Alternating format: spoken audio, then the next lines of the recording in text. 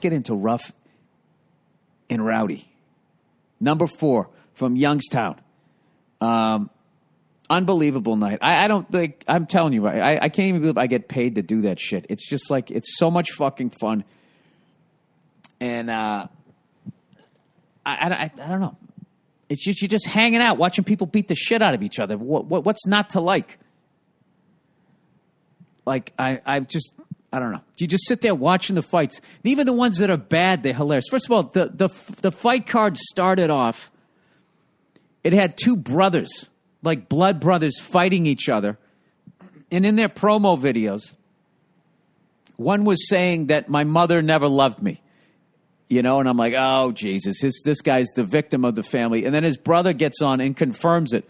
Goes, yeah, she fucking hates him. You know, always hated him, right? All he does is sit around and play video games, and I'm in the National Guard, and I'm out here crushing it. So the brother, when in his, you know, little, what do you call it, Ric Flair sort of promo video, he said that the military's overrated. They're they're soft. It's fucking hilarious. Trashing his brother. And then they went out there and they beat the shit out of each other. And I had to root for the older brother. Because there's this unwritten rule. I don't know if it's something somebody told me or this is just how I felt. You can never let your younger brother beat you up. You just cannot. You cannot ever let that happen. You have to be in the mindset of, you know, you're going to have to murder me, and I know you don't want to go to jail. That's where you have to be mentally. You just can't have it. You cannot fucking let that happen. And I sat there and I watched it happen on pay-per-view. And I got to tell you, as an older brother, it made me sick. Great fight, though. A couple of Youngstown firemen. Jesus Christ. One went in there and just fucking knocked this guy out. It was the first time I saw a guy really get knocked out where he went to get back up again and went back down again. First of all, he when he first went down, he was doing that thing. Do you know how Bill Gates tried to do? What's that thing that the guy from the Carolina Panthers would do after a touchdown? It was a really easy sort of move, which is why white people have ruined it so quickly. You sort of bring your arms out to the side. Dapping, is that what they call it? Yeah, he looked like he was doing that the way Bill Gates did, where he didn't have his elbow bent. He just draped it across his eyes like the sun was beaming down there. He was laying there like that. And then he rolled over and he went to get up. And he went fucking back down again. And it was, yeah. That happened. And then what else? What were some of the other highlights? Oh, Pig versus Punk. The cop fighting the skateboarder. The skateboarder proved he was a punk. He didn't show up. So at the last second, they got a bouncer. So you got a cop and you got a bouncer. Who's kidding who? A bouncer is just a cop that never went pro, right? So it's a lot of overlap. So they fucking get it in the ring. And oh my, the cop, first of all, I didn't realize he had lost his job because he did a drive along or ride along, whatever the fuck you call it. And somehow the mayor got wind of it. And he didn't fucking like it. So they fired the guy. And I got to tell you, Barstool Sports paid 2 years of the guy's salary. And anyways, he went in there and Jesus Christ. And this was he fought a bouncer. Now granted, the guy didn't fucking have any time to prepare. And it looked like it. Holy shit. This guy was fast, strong, knew what the fuck he was doing, had decent footwork. I mean, you figure, you know, they're cops. They teach them some of that MMA shit, a little stand-up, a little how to choke a guy out or whatever. And he beat the shit out of this fucking guy. But I got to tell you, the bouncer could take a punch, man. He ate all of them until the last one. And then that was kind of it. And then the cop got off out of the ring, and everyone was going like, reinstate, like give him his fucking job back. And then he proceeded in the post-interview, I think, to ruin any chance of ever getting a job as a cop anywhere. They said to him, they go, hey, so are you upset, you know, that the mayor, you know, stepped in and said to your police chief, either it's you or him, are you upset with him? Now, what he should have said was like, listen, there's a lot of variables involved. I have respect for the office of the mayor and the mayor himself. He was he did what he felt was best, and I'm not going to argue with that. I'm just happy to have the opportunity to come down here and give the people of Youngstown some entertainment. That's what he should have said, but he didn't. Like, are you upset with the mayor? He's just like, I don't give a shit. Yeah, I was fucking mad. I brought that fucking anger in there. And he's just like, all right. That's a wrap on the criminal justice. Well, who knows? I will just say the tape is out there. So if anybody ever, were to do some sort of, internet search on him. But I think they kind of just check to see, if you were watching any porn. Isn't that kind of where they go? I have no idea. And then the end, the highlight, the headlining match, Gay Pat versus the two-time convicted felon homophobe. Oh, and I almost forgot to mention Pat McAfee, former punter of the cunty Indianapolis Colts. Dude, that guy absolutely crushed it.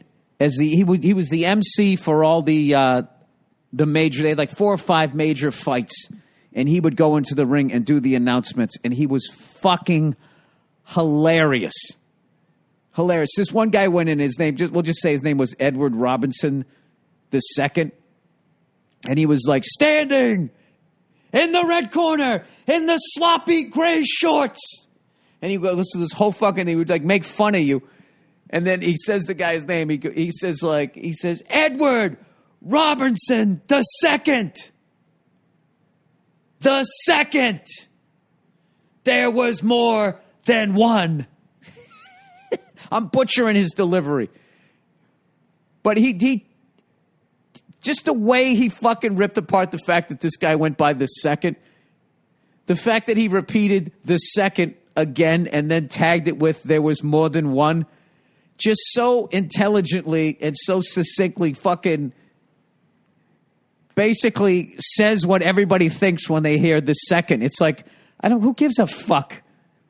Why are you acting like you're Henry VIII? Like you're some fucking king. You're just some fucking jackass. Nobody gives a fuck. And then he did that too with the felon. He is a two-time convicted felon. He was fucking unbelievable. Unfucking believable. So anyways, Gay Pat goes in there. And I'm not going to lie to you, everybody was nervous. Because it was, it was this guy, he's saying all this fucking homophobic shit. I know he was also playing a role. He was also helping, sell the fight and everything. But, nobody wanted to see that, And I was really happy that the whole crowd was on Pat's side. They were chanting his name, Gay Pat, right? And, oh, my God, I almost forgot fucking Raccoon Boy. This guy went by Raccoon Boy. He would wear a fucking raccoon hat like Davy fucking Crockett. And for whatever reason, he came down the aisle in a trash can. One of those recycle fucking trash cans. He was in there peeking out like a fucking raccoon, and they wheeled him down while they did his intro. And then he tried to get his big body out of there with boxing gloves on. And it was some of the best comedy I've seen in a while. He was very upset that they didn't let him wear his leather vest, which I thought in a very subtle way was him giving support to Gay Pat, because it was very Al Pacino cruising. It didn't look like a biker vest. I guess when you're shirtless, he looked like a fat Freddie Mercury. If Freddie lived and continued to eat steak bombs, or started, I should say. He was always in good shape, right? So anyways, and he went in there and he got exterminated. There was another one. They had these two fat guys fight, and one of the fat guys was beating the shit out of the other guy who went by the Dale Show, and his name was not Dale. And he was getting his shit kicked out of him. And then the other dude had to stop because he was so fat that the headgear was choking him.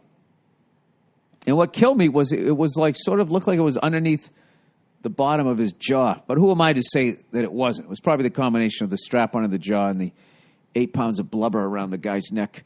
And there was a lot of fucking wild-eyed people getting pumped up and then wasting their energy trying to turn fear into courage. There was one guy, he came out and he's just swinging wildly and he got a couple of punches in and then his headgear got messed up. So they had to, have a quick stoppage.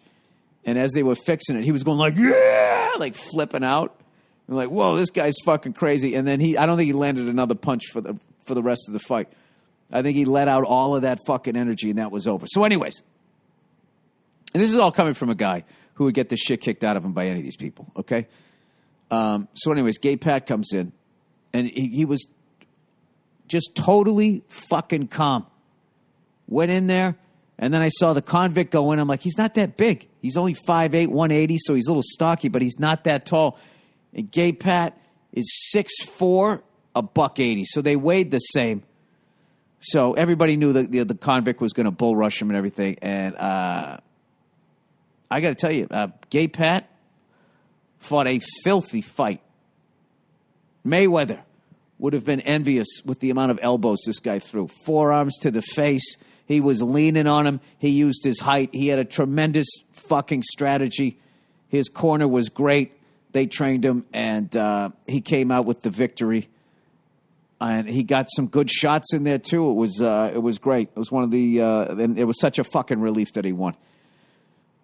Because, I was getting nervous that if he just came in and took an overhand right and was knocked out really bad and the crowd was actually against him, like that could have got really ugly. So kind of dancing between the raindrops on that one. But I want to thank everybody at Barstool Sports for letting me do that. I literally, when I saw the arena, I just started smiling. Like, I can't believe, I go to a zillion sporting events. I've always wanted to be in the broadcast booth. Now, I know this is, not at the professional level, but neither am I.